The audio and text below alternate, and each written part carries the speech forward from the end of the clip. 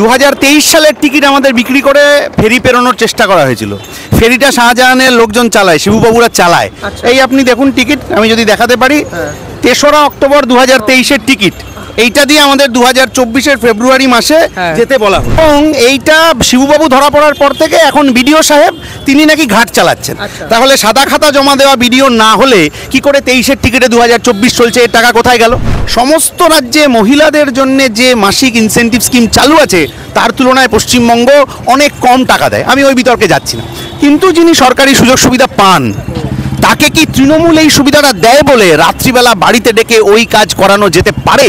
এই প্রশ্নের উত্তর আমাদের রাজ্য সরকার তার মহিলা কমিশনের চেয়ারপারসন কেউ দিতে পারছেন না।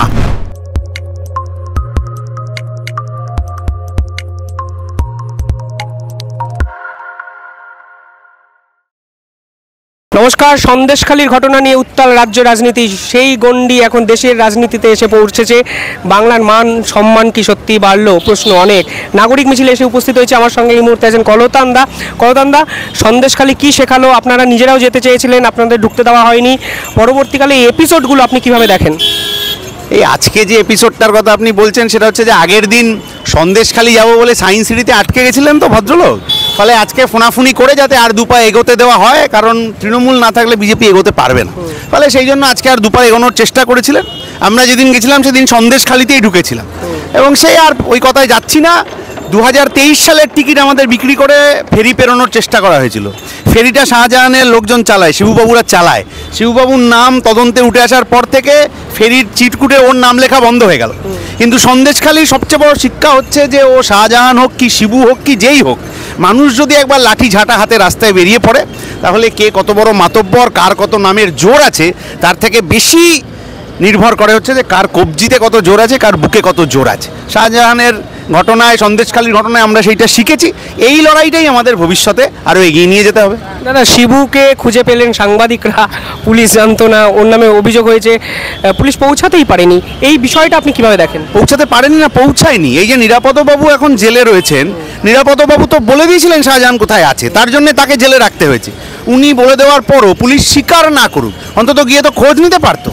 আসলে এরা যে ছাতার তলায় আছেন সেই ছাতায় 2011 সালে ক্ষমতায় আসার 3 মাস পর এই কাছেই ভবানীপুর থানা থেকে, থানার ভেতর থেকে অপরাধীকে ছাড়িয়ে এনেছিলেন মুখ্যমন্ত্রী। ফলে তখনই পুলিশ বুঝে গেছিল যে এই সময় তার রোল কি হতে চলেছে। এই খিদিরপুরে ছাত্র নির্বাচনে করতে গিয়ে পুলিশ কর্মী খুন হলেন, কমিশনার তার বাড়ি গেলেন, মুখ্যমন্ত্রী রেগে গেলেন। তারপরে মুখ্যমন্ত্রীর বাড়িতে সেবা করেও কমিশনার তার চাকরি বাঁচাতে পারেন। অমিতাভ মালিক খুন হলেন, যার বিরুদ্ধে অভিযোগ তিনি কলকাতায় প্রেস কনফারেন্স করলেন, এখন আবার বোধহয় ভোটে মুখ্যমন্ত্রীর সাথে একসাথেই লড়বেন। তাহলে এইগুলো তো পুলিশ দেখছে যে আমরা যখন কোনো কাজ করতে যাব তখন হয় বদলি হয়ে যাব, নয় ডিমোশন হয়ে যাবে, নয় শাস্তির মুখে পড়বো, মারবে, আলিপুর থানা ঘেরাও করে তৃণমূলের লোকেরা মারবে। ফলে পুলিশ বুঝে গেছে কোন মাপে কি করতে হবে। মাধ্যমিক পরীক্ষা চলাকালীন তৃণমূল পাড়ায় পাড়ায় শুভেচ্ছা বার্তা জানিয়েছে মাইক লাগিয়ে। পুলিশ কিছু করেছে? করেনি। এতদিন নারী নির্যাতনের ঘটনা, ভেরি দখলের ঘটনায় পুলিশ ওখানে কিছু করেছে? করেনি। ফলে পুলিশের কিছু করার সাধ্য নেই, এটা আমরা জানি।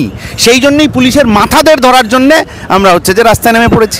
2023-এ লঞ্চের টিকিটের এই প্রসঙ্গটা আমি একটু ভালো করে জানতে চাইছি, এক্স্যাক্টলি কি হয়েছে। এবং মীনাক্ষী মুখার্জিরা এখন গেছিলেন, যখন গেলাম তখন পুলিশ বলল লঞ্চে উঠতে দিতে পারবো না, কারণ নির্দেশ নেই। আমরা বললাম রিটেন অর্ডার দেখান, বলে রিটেন অর্ডার নেই। অনেক ধস্তাধস্তির পর ব্যারিকেড ভেঙে যখন ঢুকে গেলাম তখন বললো টিকিট ইস্যু হবে।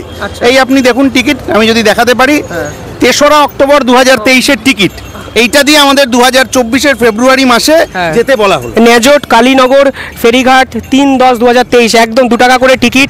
ভাবলেও অবাক লাগছে। এবং এইটা শিবুবাবু ধরা পড়ার পর থেকে এখন বিডিও সাহেব তিনি নাকি ঘাট চালাচ্ছেন।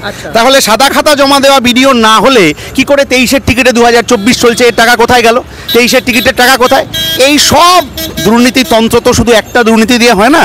এই দুর্নীতিতন্ত্রের মাথায় যিনি আছেন তাকে ধরতে না পারলে, ইডি সিবিআই যদি তাকে ধরতে না পারে, তাহলে গোটা সিস্টেমের কোনো কিচ্ছু একটু নড়চড় হবে না। আমরা ওই দুর্নীতির মাথাটাকেই ধরতে চাইছি। শীতকালে সুন্দরবন ভ্রমণের নির্ভরযোগ্য একমাত্র নাম সাগর সঙ্গম ট্রাভেলস। নিজস্ব লঞ্চে ভ্রমণ এবং অফুরন্ত খাওয়া দাওয়ার বিপুল আয়োজন। বুকিং করুন 9733066075। মহিলা কমিশনের যে চেয়ারপারসন তিনি গেছিলেন, মুখ্যমন্ত্রী নিজে বলেছেন লীনা গঙ্গোপাধ্যায় গেছেন। আলটিমেটলি এই স্টেপগুলো রাজ্যের পক্ষ থেকে তো নেওয়া হচ্ছে, আপনারা কি খুশি নন? কত অসংবেদনশীল একজন কেউ হলে তিনি বলতে পারেন যে রাত্রিবেলা বাড়িতে খাবার বানাতে ডাকা হতো। রাত্রিবেলা কোনো মহিলাকে ডেকে নিয়ে কোনো কাজ তার ইচ্ছার বিরুদ্ধে করা যায় না, এ সম্পর্কে চর্চা আমরা সবাই জানি। সূর্যাস্তের পর মহিলাদের গ্রেপ্তার অবধি করা যায় না, এই নিয়ম আছে ভারতবর্ষে। আর ওখানে লীনা গাঙ্গুলি এটা কত অবলীলায়, মানে এখন তো আর প্রকাশ্যে তৃণমূল করা যাচ্ছে না, লোকে চোর চোর বলছে, ফলে লুকিয়ে তৃণমূল করতে হচ্ছে। ওই ভদ্রমহিলা সিরিয়ালের খুবই কাঁচা স্ক্রিপ্টের মতো এটা বললেন, রাত্রিবেলা বাড়িতে খাবার বানাতে ডাকো। এটা সম্ভব কখনো? ওই নির্যাতনটাকে এরকম মানে তরল করে দিয়ে মহিলা কমিশনের কর্ত্রী যিনি, তিনি মহিলাদের সম্মান বাঁচাতে পারলেন না, রাজ্যের সম্মান কি বাঁচাবেন? ফলে বোঝা যাচ্ছে যে ওটা পূর্ব পরিকল্পিত ছিল। সাধারণ মানুষ যেতে পারবে না, মহিলা কমিশনের চেয়ারম্যান যেতে পারবেন কেন? কারণ তাকে দিয়ে ওই কথাটা বলানো হবে, এবং বলানো হবে ওই গোপনে তৃণমূল করতে হবে বলে, সে চেষ্টা হচ্ছে।